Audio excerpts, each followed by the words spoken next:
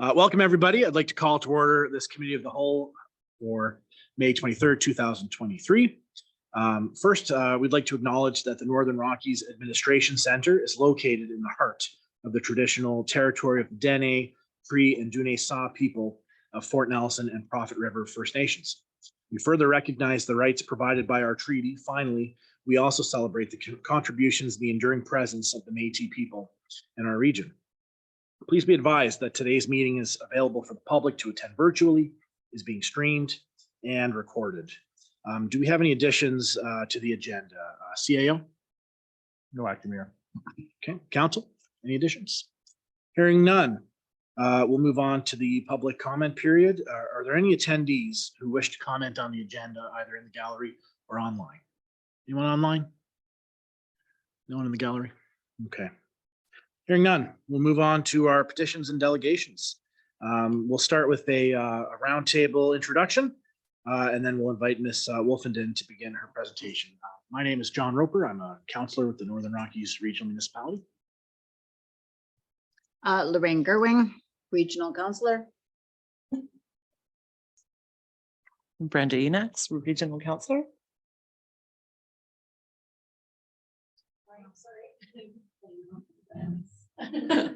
Katherine Wolfenden, Land and Resource Coordinator, Fort Nelson First Nation.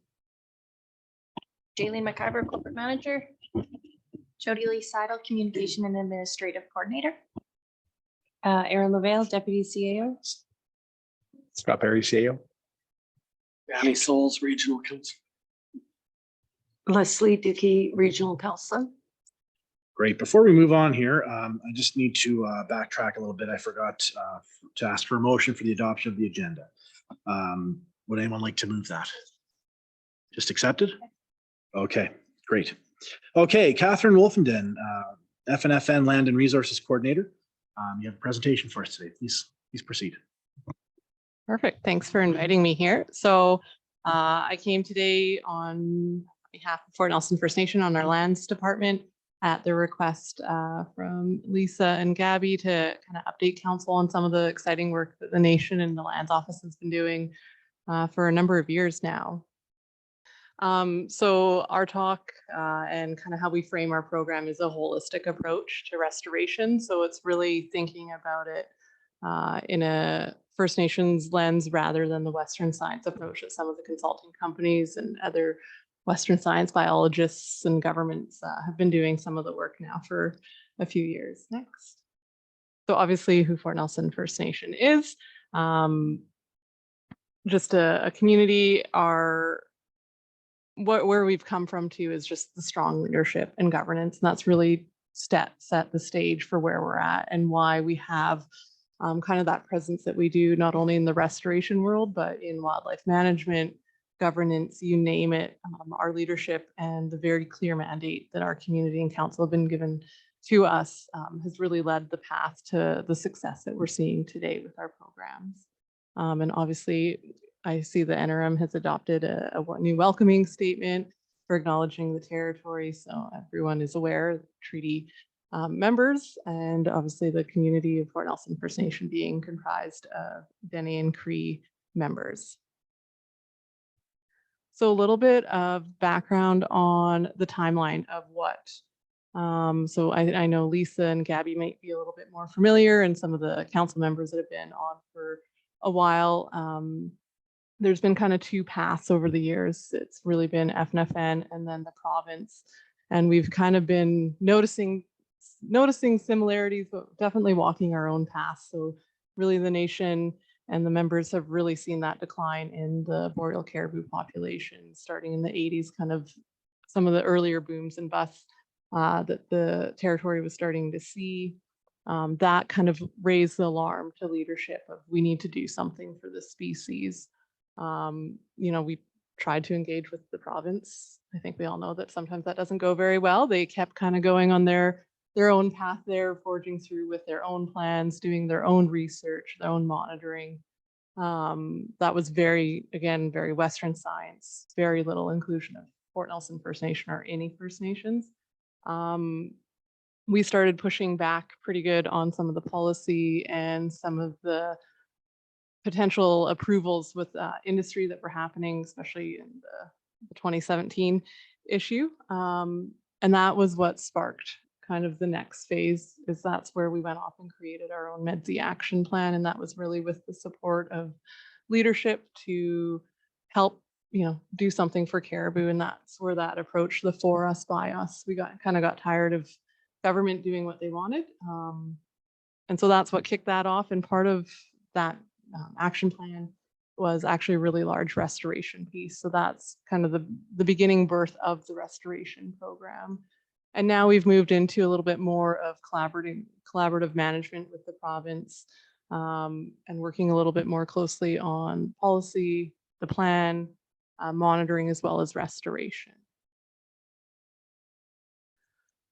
And so really our restoration program, it focuses around the Boreal Caribou Habitat Restoration Program, which is what I think most people in the room have really heard and seen some of the more postings about, but it also includes, we have a Dene fire project. And so that's really about revitalizing the burning practice that Fort Nelson First Nation members have done. So we did a lot of work back in 2016 on that. And now the government has come back and there's appetite again for the cultural burn program. So that's something that we'll be working on again. And to us, that is part of the restoration because it is restoring the land. It's just using a different tool, using fire. Another one that I'll talk briefly about too, but it also forms, is our oil field restoration and the work that we do with BCER on the orphan wells. And now even in collaboration with some of the oil and gas companies. So what makes our program a lot different than some of the other stuff is really looking for that low impact approach. I think most people have seen some of the Parker Lake restoration work that Golder did in 2017, somewhere around there. And it left, I think, a bit of a sour taste in some people's mouths, including FNFN and definitely some town people as well, of just how the program rolled out. It wasn't as local as we would like to see. The impacts, how the restoration was actually applied was something that we decided we didn't want to see that rolled out on the territory at a large scale. So really that formed our first goal, was that low impact approach. We didn't want these wild, big mounds that you're seeing, especially in Alberta. We wanted to provide jobs. I mean, this is the thing, is back then at the beginning, it's still, Fort Nelson's a pretty economically depressed state. So we wanted to see, how can we take our members that have good skills? They know how to, machine operate. They know how to be out in the bush. How can we transfer that into something that's going to be a long-term approach? And potentially at this time too, we were looking at how can we extend that employment season year round and get away from that big winter boom and then kind of no jobs for the rest of the summer. And we wanted to be continuously improving and efficient. If anyone has worked with me, I'm a big driver of stats, numbers, efficiency. I want to do it better, faster, safer, more. So it's just how can we continuously improve on the program and keep building it? And then obviously, big proponent of, does it work? How do you know if you don't monitor it? And that was, I think, one of the biggest things that we've been seeing with some of the other restoration programs that have been rolling out is there's a lot of money spent on the first little bit of the implementation, and they go out and do all this treatment, and then nobody ever comes back to see if it actually works. So if we're going to spend millions of dollars, somebody should be measuring it to make sure it actually works. So these are some pictures from our earlier days. We started in 2019, and we started actually with fall restoration. So we thought, hey, can we go in unfrozen conditions? What can we do to essentially start our restoration? And so we started with some funny ideas. The photo on the left is a big industrial rototiller, because we thought if we could decompact some of the seismic lines, is that going to help plant growth or not? It did not. It worked, I think, for about 30 seconds or something, and it was all tangled up and then ended up being slung out in the helicopter by coffee break. I was so annoyed we didn't even want to look at it. And then we moved to, how do you move around in the muskeg? Everyone knows it's not easy, unfrozen conditions. So we tried a couple different things. On the far right, we have a Haglin, which is from Sweet Sweden, I believe. It's their military. And it was, you know, some unsinkable machine that was gonna traverse really well. Buried that. That was out the escape hatch in the ceiling. And what we had done with that is, so you have the main body that housed the people that we rode in, and then we had a pull behind trailer where we had that little tiny mini excavator, which we would load on and off to help do some of the transplants and the actual restoration. That was the first year. It was a good learning year. So the next year we went into that yellow, so it's an all tracked, again, it's a tracked hydraulic, low ground pressure. And then that year we bought, that's a tow behind backhoe from Princess Auto. So we bought that and then we rigged it up to the hydraulics on the machine to then try and use that piece of equipment for transplanting the trees. And you'll see there's a good photo of, he's got his bucket out, and that tree in front is actually a transplanted black spruce from the offline. So essentially how we restore is we try to take hummocks from offsite beside the line and put it back onto the line. Next. And so this kind of shows, obviously on the left, you've got the line before treatment. So you can see that line was probably put in the 60s, so quite old. It's had all that time, basically no regrowth, or we're looking at trees about that tall. And then, so the middle photo is immediately after. So after using, that year was using the all track. So coming in with that little yellow machine and transplanting, that is the immediate effect of visually what you see on the land. And then going into it, this is then, you know, we're coming back, we're monitoring, we're measuring. So same place, and the trees are, you know, thankfully still alive, providing good cover. Next. So yeah, that's the Haglin. That was a fun moment. There's Harrison helping with the rescue mission. I didn't know what we were gonna do. We were sweating bullets because that was a very expensive piece of equipment that was gonna potentially be at the bottom of the muskeg. So yeah, after we realized that we didn't want to do fall anymore because it was just too challenging. It was the safety aspect. It just wasn't there. We knew it was good on the vegetation. So we were seeing really good vegetation response, but it just wasn't there safety wise. So we switched to implementing winter only restoration. So that's when we then created the MEDZ 10A, which is our newer restoration zone. So that's SYD road. You go down, the 61 is kind of our furthest east boundary. And then if anyone's familiar, where we come in is about kilometer 40, the old Tourmaline Road. There's a little bridge that you cross and go. So that's kind of the boundaries. And basically what we're looking at now is, this is a very large area. We picked it for winter treatment, thousands of lines of kilometers of seismic lines, pipelines. It's a really interesting mix. And you can also see that there is still some active P&G tenures in there. So we worked really hard with a lot of the proponents, especially in here, it was NTE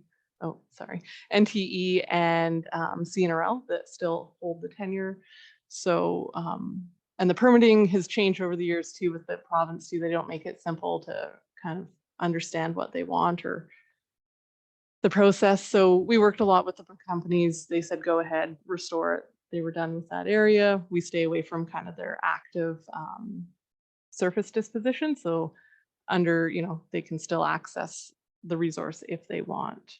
And this is where we were really kind of going gung-ho now on this idea of the hummock transplanting, as well as kind of creating some wind-thrown trees. Next. One of the other things about the seismic or about the restoration project is just which line. There's, if anyone's been in the helicopter around here, it's kind of overwhelming of just how many lines there are. There's seismic lines, there's pipelines, there's roads, there's winter roads, there's different types of seismic lines. So it really took a, there's a whole other component of the restoration program, which is just based in GIS and looking at it from a mapping and a GIS lens of which line and where. And those fall into, there's different values that feed into that prioritization So we were lucky back in 2018, we received some funding to do territory-wide prioritization of where we wanted to conduct restoration, because we just didn't want to kind of go in willy-nilly all over the place. And this is what led us to essentially, we've got the COTCHO where we started and the MEDSI 10A, which came up as the high value based on caribou habitat, amount of disturbance, cultural values, and the most unlikely to see development again. So we didn't want to put a bunch of money and time into an area that if oil and gas came back, that they're going to go there. So we systematically chose for areas that had kind of end of life state, high number of orphan wells, high number of dormant sites. Next. So what it actually looks like in the winter is it's a pretty interesting workflow. So once we've done the GIS work and we've kind of come up with an idea, we fly the lines as well to get an idea of what does the natural regrowth look like on the line, because some of these lines are regrowing okay on their own. Some definitely need help. So once we've kind of picked the area that we're going to work into the winter and kind of narrowed it down to however many kilometers of lines, we go out, me on the skidoo, we go and we sled all of it. So as we're skidooing, that's where we're kind of assessing the land of, is it for sure, not regrown, water course crossings, anything like that. And then we come in with a snowcat, and then the same lines then get packed all down. So it's a little bit different than I think the traditional where you would then follow that up with watering these lines. None of these lines get watered. So we've kind of hit the right amount of what do we need to move equipment in and safely across without creating that kind of traditional where you're watering it in and making that ice road, because it just becomes that much harder to pull it out. So then we come in, we run mid-size excavators. So that's an 85 or a 308 is kind of our preference of the two types of equipment that I like to run in the winter. And essentially they come in on the targeted lines that we want to do treatment. And essentially they reach into the adjacent forest, put their bucket in, scoop out a whole black spruce we want to aim for kind of the meter height. And then they, swing their arm back onto the line that's been prepped, and it gets, they scoop off some of the snow, and then you place the transplant in, and that is the magic. And you do that 100+ million times over and over the winter, and then you kind of jazz that up, and you can see on the left of the furthest photo on the left too, you can see a tree that's kind of bent in like this. And so that's what we're trying to adopt, is that natural wind thrown look.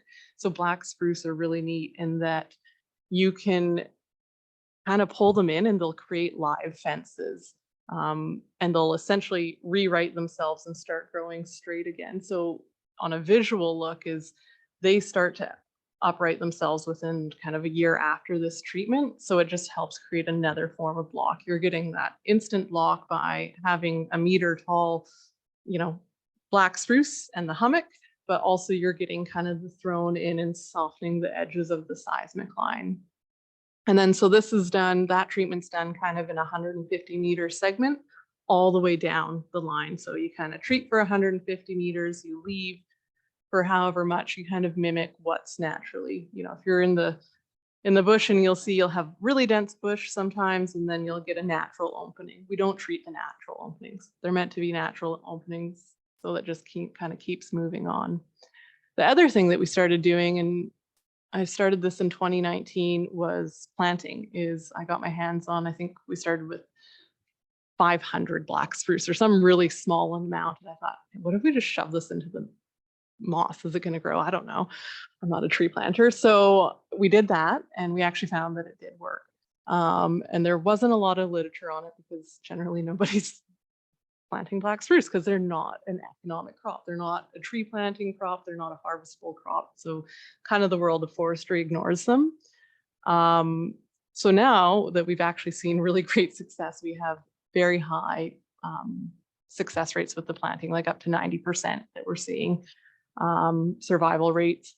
So now we've moved into, when you looked at that area, we've kind of labeled specific areas just for tree planting where it was just too hard to get into in the winter. There was just too many stream crossings. It was going to be unsafe. So we also incorporate planting. So last year we planted 50,000 black spruce seedlings. This summer we're planting 65,000. And so we worked really closely with, we've had Dan Nicholson come up. We've worked with a couple of other contractors in the area too that have some good resource to pull on.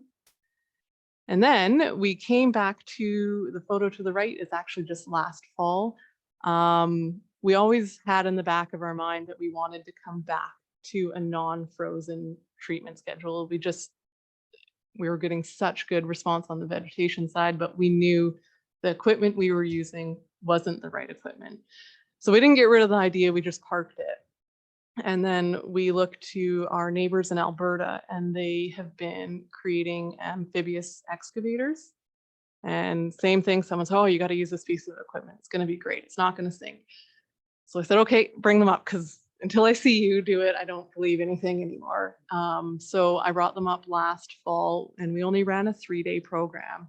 1, money, but 2, just timing. And we wanted to test essentially, is this actually practical? Because if it is, this opens up a whole new world. This is basically, we're looking at year-round restoration. They came up and it worked great.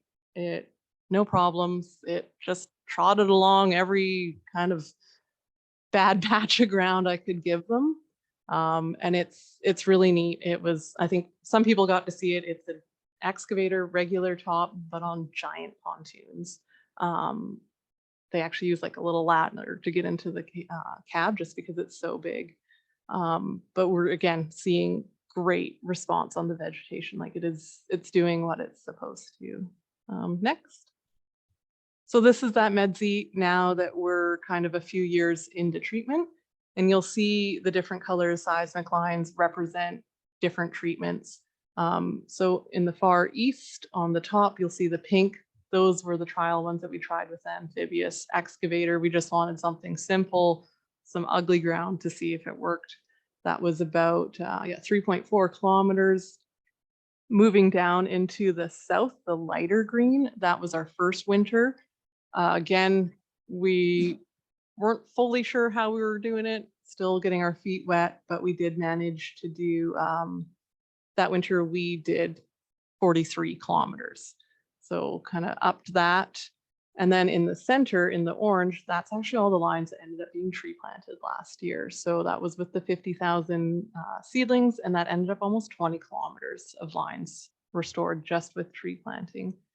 And that brought us into where we were at this last winter in the top right or left.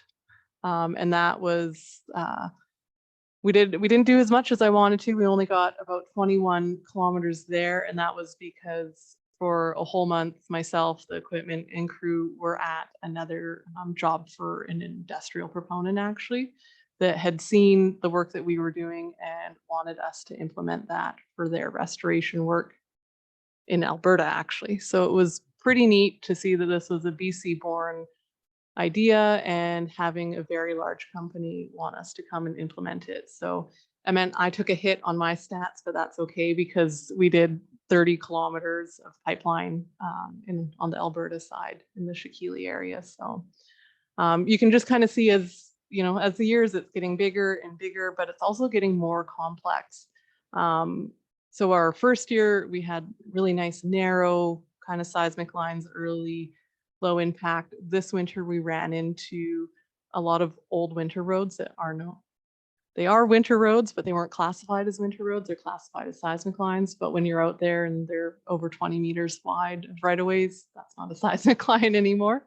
So it gave us a different level of how do we deal with those issues. And so we were actually able to treat the lines with 2 machines at a time. So I had the operators basically bunny hopping and working next to each other, which just shows now that we can scale this up to even bigger right of ways. And we're also able to work proactively with one of the oil and gas tenure holders that was in that area that had kind of one site left. And it worked out well that I said, hey, we're in the area. We've got a couple pieces of equipment. I see you still have this well site on the docket. Do you want us to reclaim it while we're in there? And they were happy because they're not, they have no, that's their only asset in Fort Nelson left. So it just showed that, you know, we're moving away from line to line, whereas now we're looking at full chunks of land and restoring those and getting away from just piecemealing into actual concrete sections of land. Next. So I'll just touch a little bit on the orphan wells. They're interesting. They're, you know, I don't do them every winter. We do them kind of here and there when we have time to.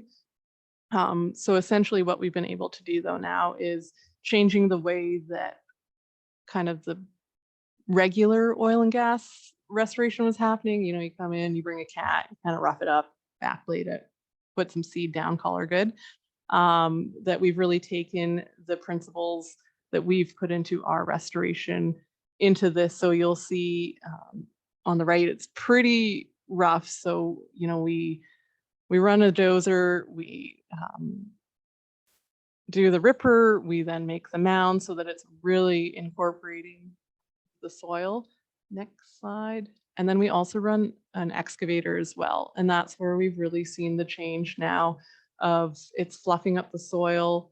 You'll see the downed aspen starting to incorporate that coarse woody debris and making it look basically as messy as possible. And you also see the photo on the right is transplants. So we've kind of taken the idea of transplants on the seismic line in black spruce, and I've now put them in an upland setting. And we're seeing really good results on that. We've done a couple road restorations where I'm taking some pretty big birch and other stuff, and you're transplanting that into the site, and it's just bringing, you know, the seed bank and everything else along with it.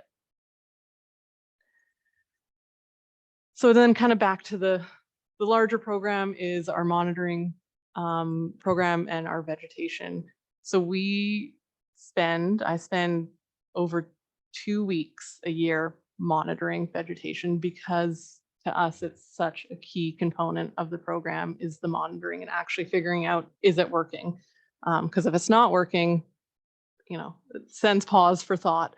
So we go out, I think we have almost 800 monitoring sites established now. And they don't all get monitored every year. They're kind of on a rotational basis, but essentially we're monitoring for tree height, new growth. We measure the size of the hummocks actually to see, are they shrinking? Are they growing? We check for moisture of the hummocks too, because we want to make sure if they're all drying out and cracking and crumbling, there's an issue, or are they floating in, you know, puddles. We're also interested too at looking at what's on the hummock and how that changes over time. So some of them, depending if you're in a more drier muskeg, you're going to see really heavy on the lichen, like the white caribou lichen. So we're kind of tracking over time, is that changing? And then obviously we're just seeing, is the tree that we transplanted, is it still alive or not? And we've kind of been lucky that we've gone back now. This will be our 5th year looking at some of these same hummocks. And it's pretty interesting and neat to me to just see, like, I remember working with Greg and, you know, moving tree from here to here. And then now I come back and it's, you know, done X amount of growth over the last 4 years. So it's been really neat to watch it actually working. The kind of background photo with the pin flags. Last year, we also did some microbe trials with fixed earth out of Fort St. John. So essentially what that is we sent a package of soil and trees down to a lab in Fort St. John. They grew the good bacteria. And now what we're doing is dosing our seedlings with that good bacteria, because black spruce grows so slow, takes so long, that basically if we can add anything to them to kind of bolster and get that recovery happening quicker, the better.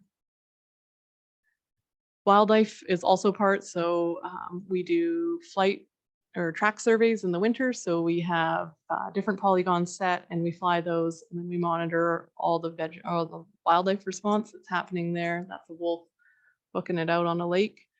We've got an array of wildlife cameras out there as well. I think we're up over 40 cameras between the two restoration areas.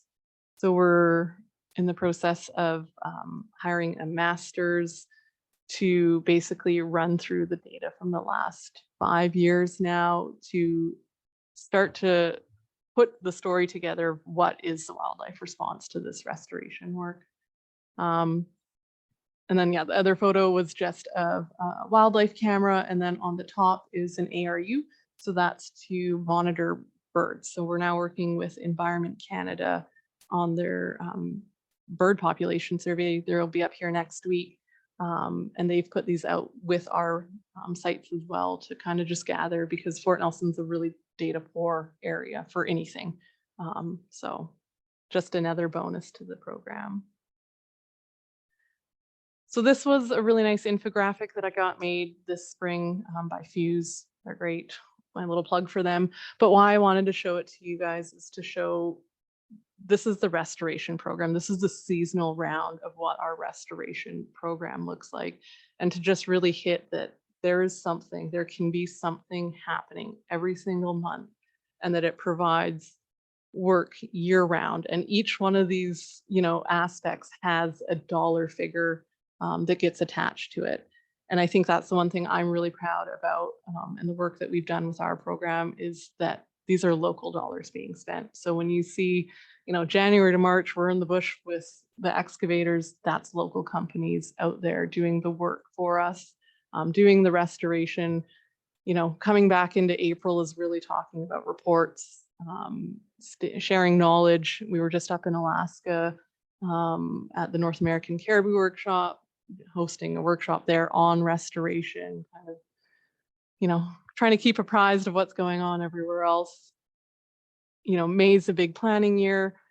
Also switching out the cameras I buy. I don't want to admit how many batteries I have to buy from in town. It takes, so there's things that each one of these steps, we've got helicopter time, we've got planting time. These are big projects. It's an entire month that we're planting trees. The whole month of September, that's a helicopter every day. That's a helicopter pilot. That's, jobs that people are coming back and spending their money here. And now if we're looking at it this full year round, now we're moving into October and November, and we'll be looking at running the amphibious crew through that time period as well. So that's even more dollars flowing through the community and services being provided. So yeah, I'm really proud of this infographic, and it just highlights to just, the thought of the program and thinking about restoration and switching it from kind of a couple weeks here and there to it is a full-time program. Next. So one of the things with the program over the years is capacity. And I think Tim Hortons doesn't have enough capacity. The hotels don't have enough capacity for workers. We face the same issue of we struggle finding enough equipment. We struggle with finding enough operators, you name it. So it's been really great working with the crew over the years. So Greg's been with me since the start. He started in 2019 up to not this winter, but the winter before. And it shows the value of having a local program and not a consulting company from somewhere else flying in and running these programs for company X, Y, and Z. These are the people that make the program worthwhile. It's the input from the local people that know the land that really help.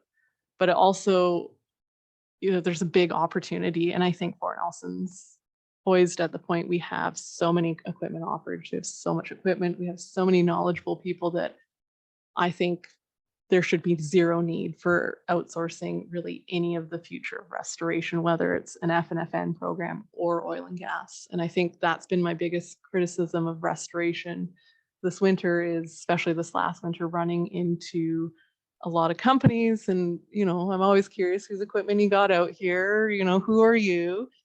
And the amount of non-local service providers I saw this winter was wild. I couldn't, and I'd ask them straight out, oh, you didn't ask company X or company, for a piece of equipment. And so I think that showed to me that there's a big opportunity out there, not just in the FNFN program, but restoration in general, that the work is there. I think we just need to be a little bit more forceful in reminding people that we can provide those services.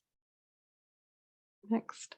And so, yeah, the thing too is the restoration economy. So I've been talking about that for the last few years, is really highlighting that that is the new forward movement. I don't see, big oil and gas coming back right now, or, what the guarantee of that in the future is, who knows? But what I do see is thousands of kilometers of lines, hundreds of well pads, tons of roads that need to be deactivated and restored. And there's a huge opportunity there. And having, local employment at that is the main driver for, how we've set up the program. Is it's buying all the supplies in town, all the helicopter time, the goods and services, really besides the kind of external consultant team that I work with that do some of the very technical things, everybody else is local. Every piece of equipment I buy comes through whatever store. And if they don't have them, I try to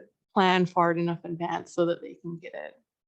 And I think too, the biggest thing that the restoration economy provides versus some of the other economies is that long-term and year-round growth. I think even when we think about tourism, it's really hot and, lots of jobs in the summer, but until we figure out what we're gonna, advertise in the winter, we need that year-round jobs. And restoration is exactly where I see that going. And I think it's just going to keep growing. This is the amount that we've done. I added it up. We're at 170-ish kilometers that we've restored over the last few years. And then if you start to add in, is if we can get companies buying into this idea of local restoration economy, that just keeps adding and adding and adding. And then obviously go to the next one. There's the environmental benefits, huge. I think sometimes it's easy to be cynical of restoration because you don't see that immediate effect sometimes. And I know even in the caribou world, there's still lots of interfighting about whether or not restoration is going to be the thing that saves caribou. I don't care. We should do something now. I mean, we can sit there and keep running population models and whatever, but there's going to be no caribou by the time the scientists kind of figure out yes or no, or black or white. So I think there's basically no ill effect of doing restoration now. Especially talking about too is permafrost. Is Fort Nelson has a huge discontinuous permafrost, which is something else we're monitoring.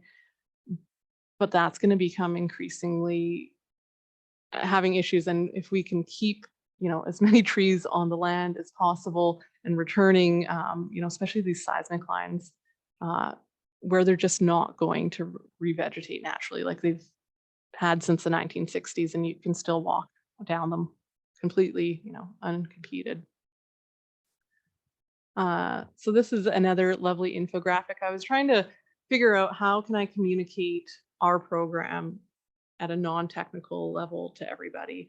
And sometimes I don't do justice on the program. And so we created this infographic to really show what the program actually is about. It is a holistic, it's moving from very fragmented, landscape. We're seeing issues with wolves, caribou, moose, and really moving towards this restored area. And this idea is it's not only, the healing the land, but it is healing the people as well.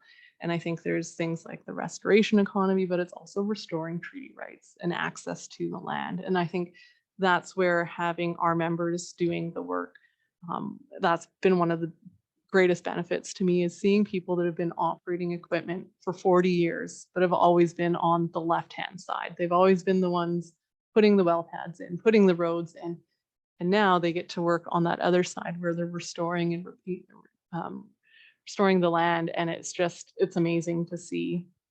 And this kind of shows some of the intricacies with all the other stuff. So we've got, the caribou with the little Wi-Fi symbol. That's part of our big monitoring program. So we run the collaring program with the province for caribou. Hopefully as we restore too, you'll see there's a lot more animals on the right-hand side. We've got some members that, have got a moose down. We've got some dry meat hanging. We've got, the drum out, and it's really showing that shift from full-scale development into this restoration world. And that really revolves around the restoration economy, working on the land, and just really healing people. So I'm really happy with where this has turned out. I think it shows what the program is summed up quite nicely. Yeah. And then next one is just our funders, partners throughout the years have allowed us to get where we are today. And I think, we wouldn't have the program that we have without the leadership of the council at FNFN in being really just given that mandate to go and do it. Our members have said for years this is the problem. There's no Caribou, fix it. You're the people that we hire to address that. So run with it. And that's where we've gotten to today. And there was we've got some videos on YouTube. So FNFN has their own YouTube channel. I just never have luck with technology to run videos out of it. So I will let you on your own leisure kind of go in, and you can see if you actually want to see more of how the equipment operates and that we've got some really good videos on there, all done by Ryan Dickey. All the lovely photos, like the good photos, are done with Ryan as well. He's follows me around in the bush a lot. So I think it's been really key for us to document the progress throughout the years. And so yeah, we've got a couple informational videos. We are working on a larger film-ish right now as well. So that probably won't be ready till, I want to say, well into the fall. But that's kind of another one that's going to highlight more from the community lens of the program. I kept it high level today. Didn't want to get too far into the weeds. More than happy for questions, comments, thoughts. Yeah, great. Do we have any feedback for Ms. Wolfenden? Councillor German, go ahead. Wow, thank you so much. I'm so appreciate you putting that together for us and taking the time to present. I was jotting down a pile of questions, but you answered them as you went along. So I don't really have any specific questions other than, so you say that 50,000 seedlings were planted in 2022 and 65,000 in 2023. I'm sorry, I don't know anything about how long it takes those seedlings to grow. So how long would it take to get to a point where it would fill in those ground disturbances? A really long time.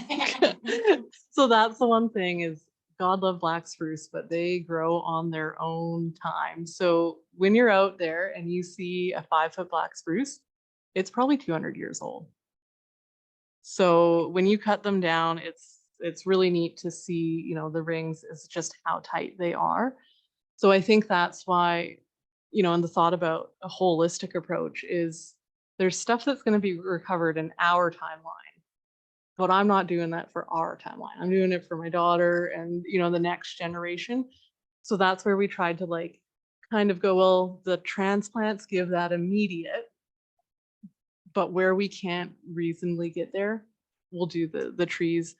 And that's why we're hoping, one, I take a really big nursery stock. So our black spruce that we plant are like this big. So they're already kind of, they're pretty big. And then we're hoping with these things like the microbe, super cheap to make, that if that gives, so this year we're going to go back and measure, okay, this one had a microbe, this one had no microbe. Can we actually see a difference? So that's why it's really important. What can we do to kind of get these seedlings trucking along? And that's where it's important that restoration is important, but you also need to have good policy management and practice, because that restoration is going to take a few years to be effective. Yes.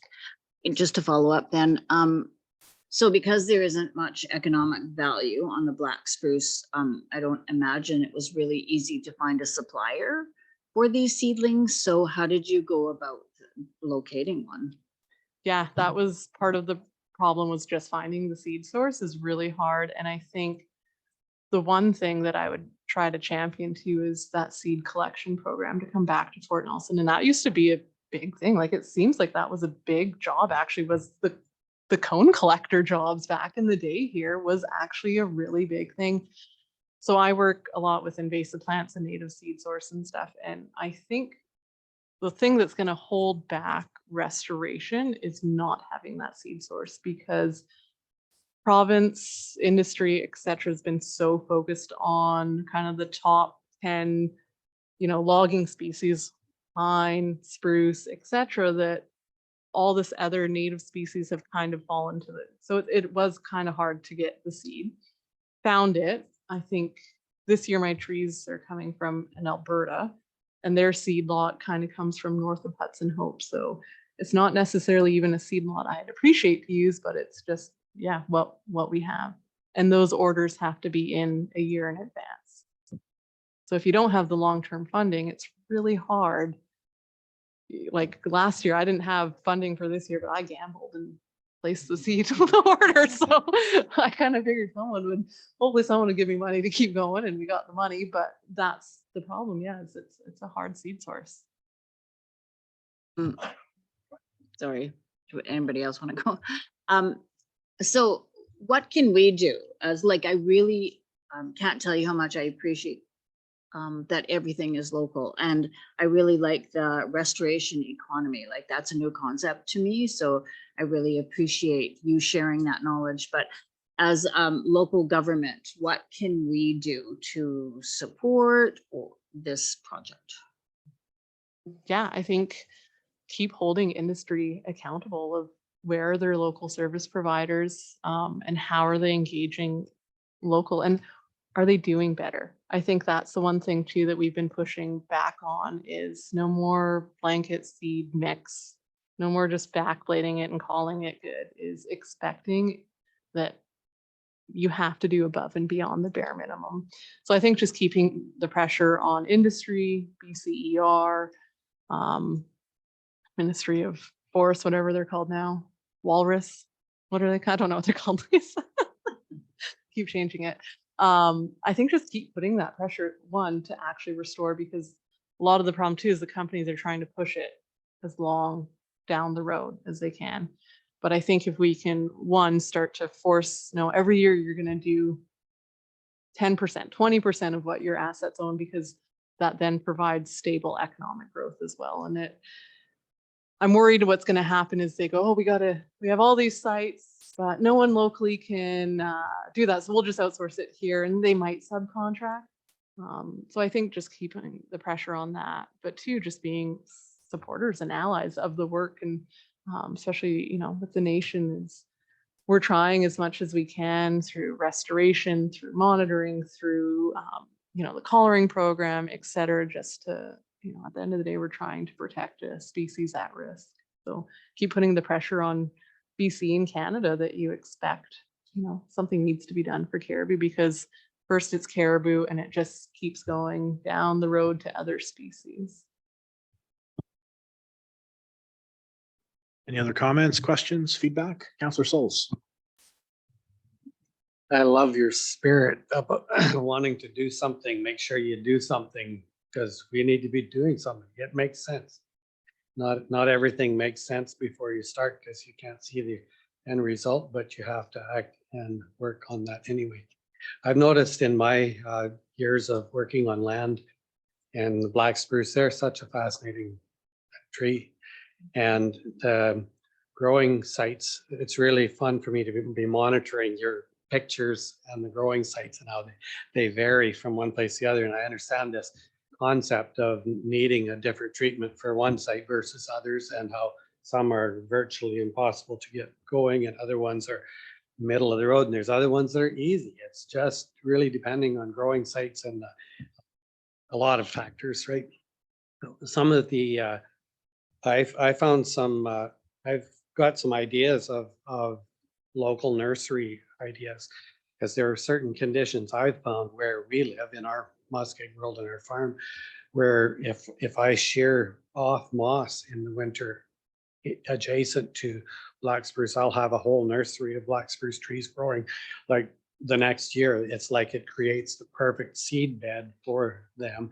And so anyway, I was just kind of thinking, I wonder if we could actually on purpose create the seedlings without going into the expense of building the seedling room. Anyway, we can chat about that sometime. I'd like to show you some of the experiments. It sounds like fun. That's all it is an experience. And that's the thing. Yeah, I had no idea if shoving a seedling into moss was good. Everything in my little forestry brain was going, oh, you need mineral soil. But then you look around, you're like, okay, well, there's a forest of black spruce not on mineral soil, so they figure it out.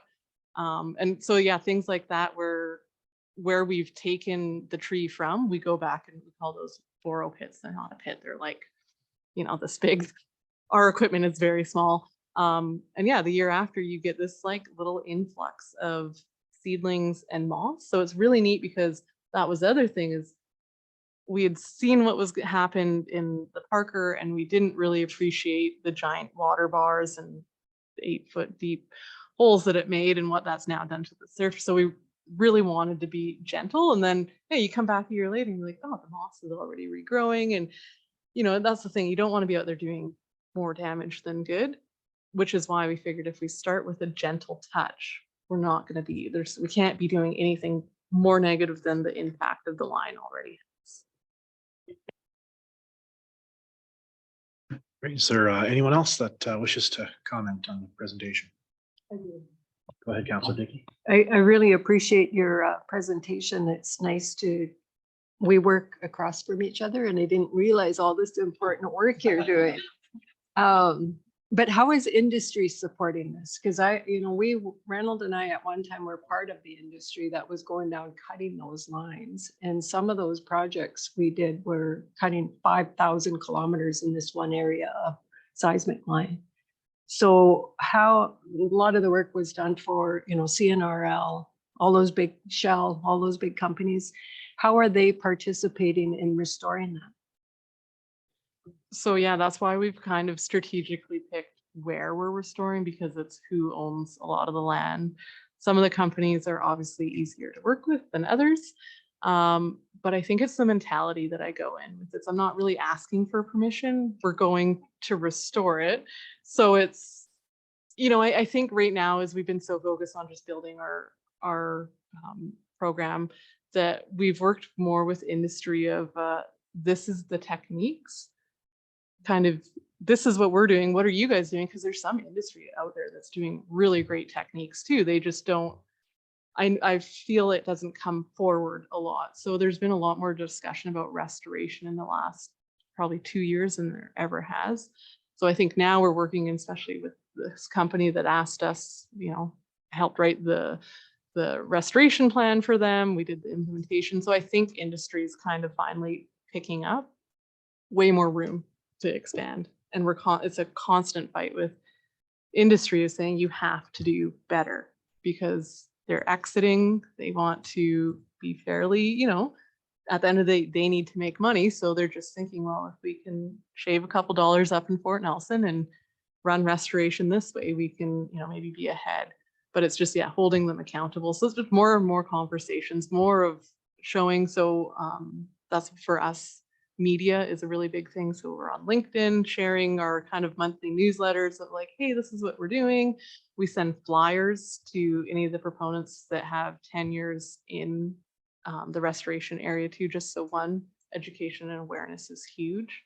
And just getting their buy-in. Like we've had some industry that maybe they're not financial supporters, but they're supporters. And to me, that makes big headways when you're thinking about BCER and policy change that have some of those industry at the back.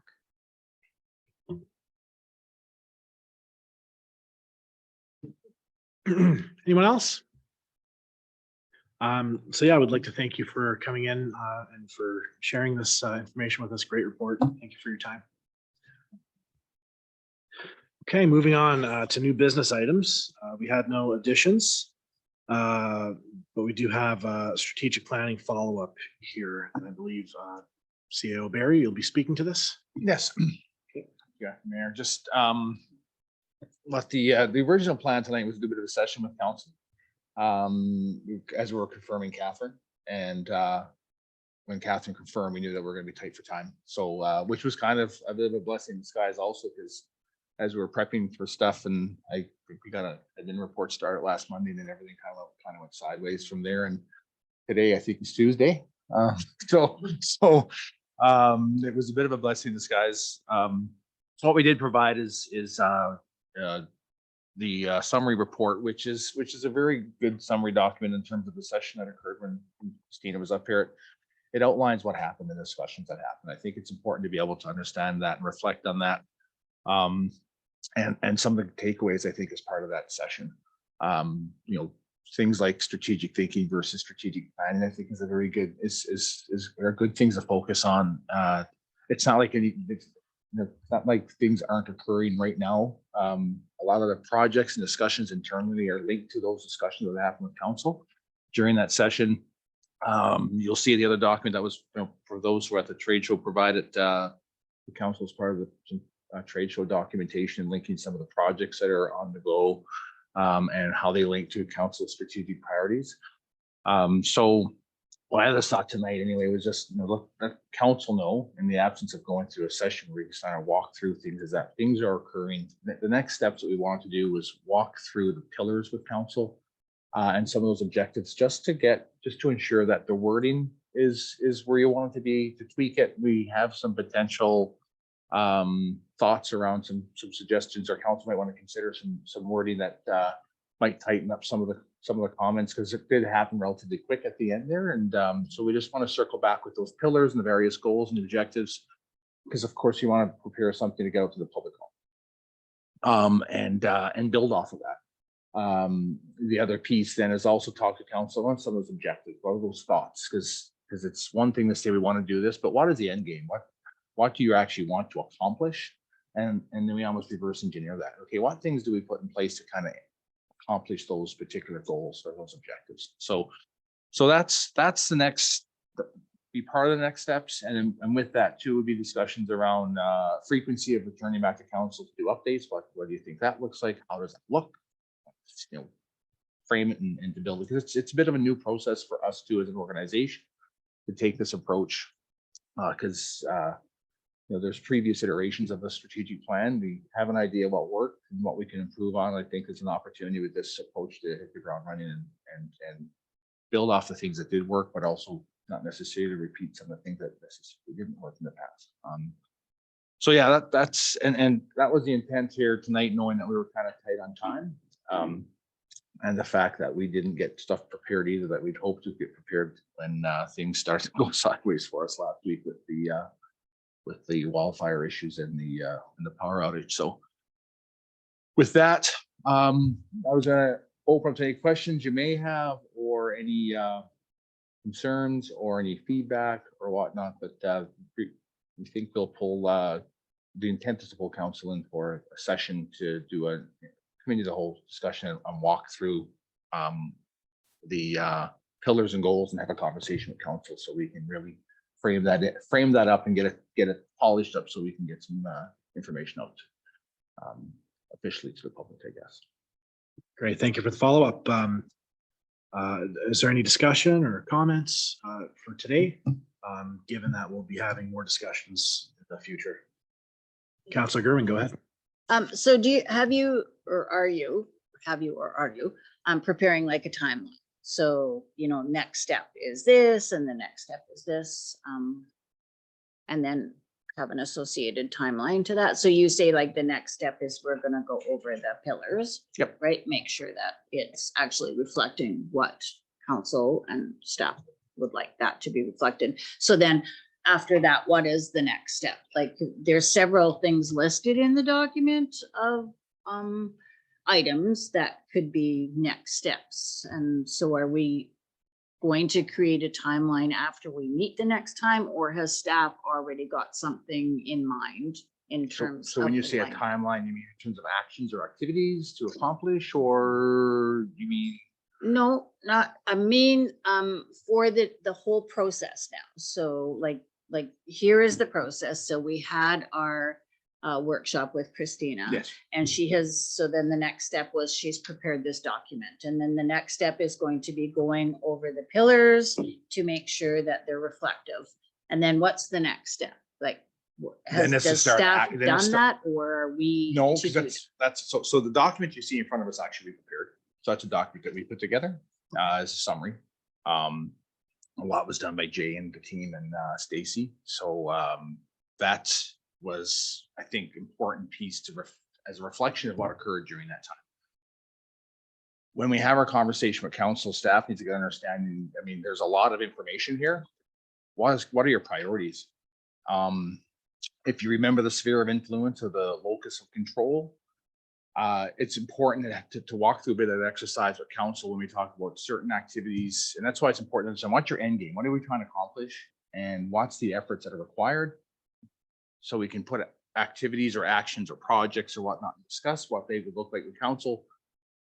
Because we can't do them all at once, right? It's important. Unless council wishes to really throw a lot of resources and funds at it. But the reality is that you can't. And in some cases, there's no end to some of them. It's an ongoing item, right? So I think it's important, and that's why we provided this document to council too, is to reflect in some of the discussions with council around that strategic thinking, that some of the things that you might want to accomplish might not occur in this term, but it might be for future councils and future generations for that matter, right? It's what are those impacts that occur?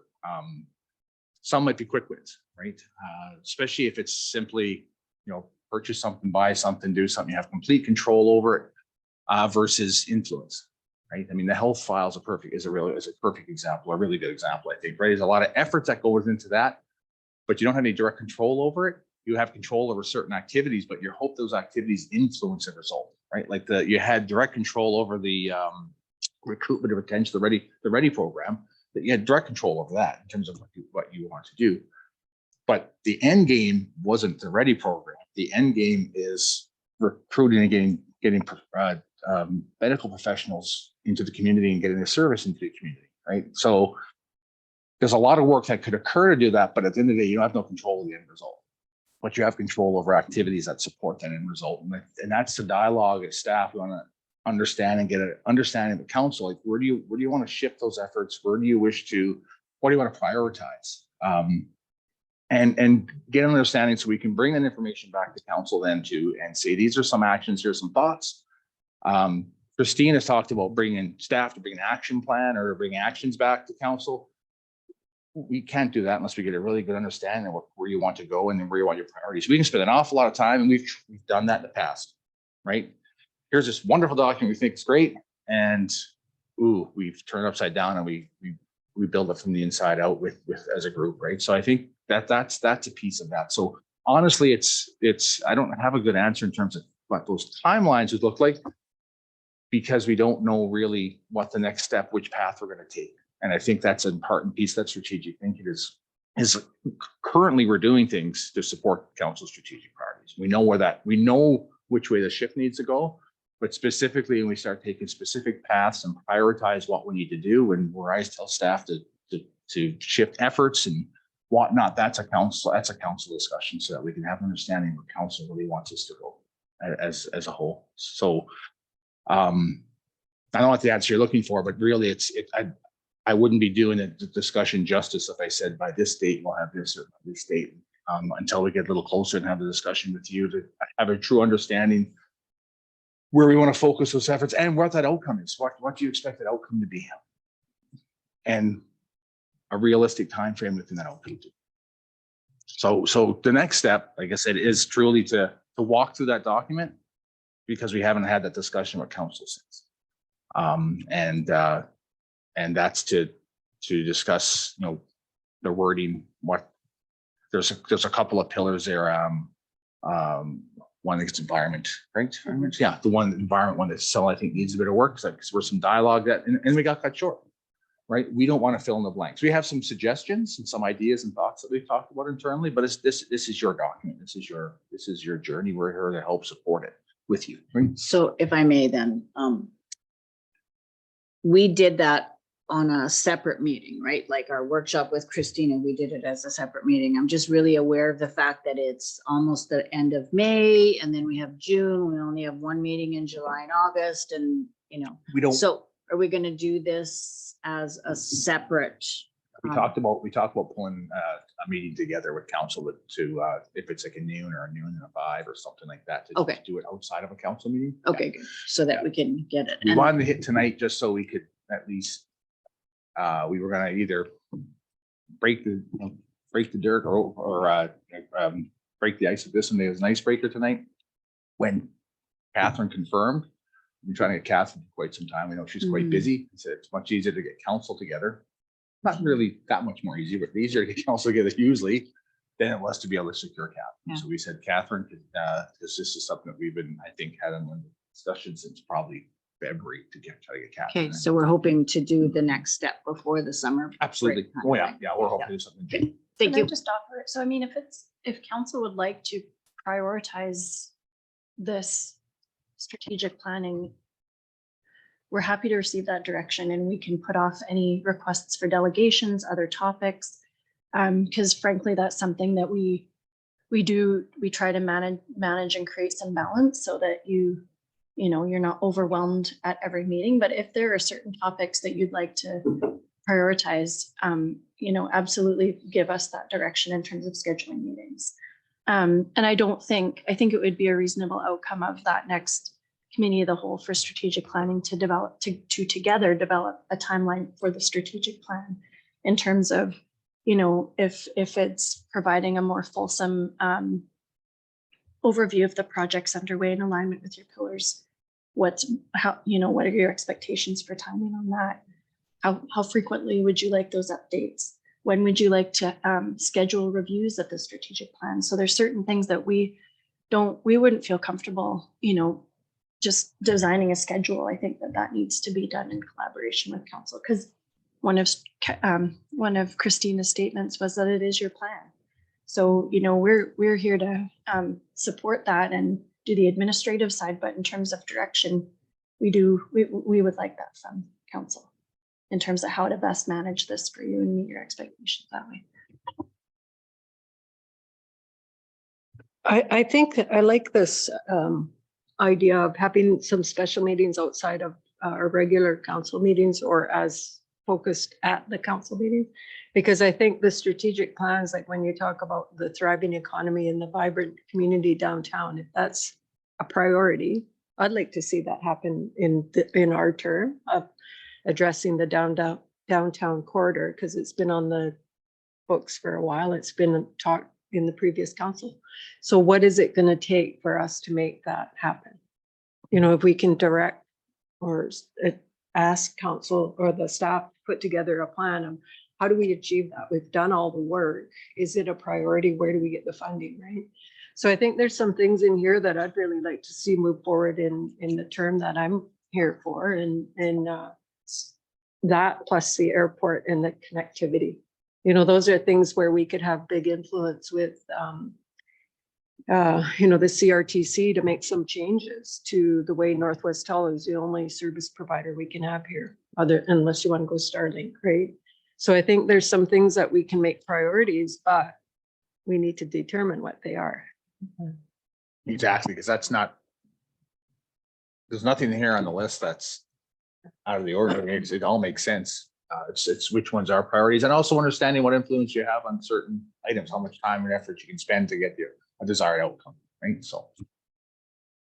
Well, thanks, Councillor Dickey. My 2 cents are that this should be a priority because I believe it's our roadmap for this term, but also into the future. And so without, I understand that it's going to be a living document and I really like that idea, but without a roadmap as to where we're going, then we are going, I know that the work continues and I know that a lot of work is being done on a whole pile of different files, but I think we need to complete the roadmap so that it makes the work is connected to wishes of council. Absolutely. So I would like to see this be a priority for sure. Great. Is there anything else? Do we need? Oh, we're a committee. Committee of the whole, yeah. Yeah, go ahead, Councillor Souls, please. Yeah, I think too that moving forward or finishing off or continuing in the strategic thinking realm is important. This last couple of weeks have told us that we should actually be thinking in terms of having more discussions around environment. If we're not reading that, if we're not paying attention to our situation or our smoke situation or our vulnerability from a direct fire perspective. And it's funny how your priorities get shifted when things happen that are large enough to be outside of your control completely. And all of our priorities got shifted in this last little bit because of those very things. And so I think getting back to strategic thinking around that and moving or having discussion in the very early stages of it around environment is where I want to go. All right, great comments. Let's go ahead and I will declare the meeting adjourned, and we'll be back at 6:30 for the regular. Thank you very much, everyone.